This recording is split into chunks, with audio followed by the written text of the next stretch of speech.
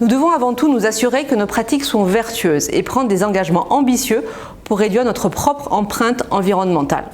Ainsi, entre 2014 et 2019, ING a diminué ses émissions directes de CO2 de 57%. Mais finalement, en tant que banque, c'est en pilotant notre portefeuille de crédit que nous maximisons notre impact. Nous avons une stratégie inclusive et nous accompagnons nos clients dans leur transition. Nous mettons en place à la fois des restrictions, en refusant des clients ou des transactions qui ne seraient pas en ligne avec nos politiques en matière de risques environnementaux et sociaux, mais surtout des incitations à travers des instruments financiers innovants comme les Sustainability Improvement Loans, qui sont des financements dont le taux est indexé sur la performance environnementale des entreprises. ING s'est donc engagé à aligner son portefeuille de financement de 600 milliards d'euros sur l'objectif de l'accord de Paris. C'est ce qu'on appelle chez ING l'approche Terra.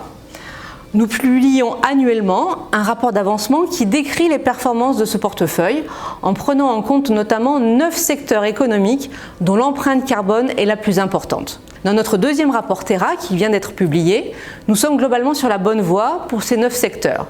Et la nouveauté cette année, c'est l'inclusion du secteur pétrolier et gazier, pour lequel un objectif de réduction du financement de 19% entre 2019 et 2040 a été fixé. ING est une banque très active sur le marché des green bonds et désormais nous élargissons notre périmètre aux émissions à impact social, les social bonds. En avril 2020, au plus fort de l'épidémie du coronavirus en France, nous avons travaillé avec le groupe SFIL sur la première émission obligataire sécurisée de type Covid-19 qui visait à financer les secteurs touchés par la pandémie. Il s'agit selon moi d'une opération historique qui va très certainement initier une nouvelle dynamique positive. L'innovation responsable avec nos clients privés et publics. Ces collaborations vertueuses sont un des piliers pour surmonter la crise économique et sociale que nous traversons actuellement.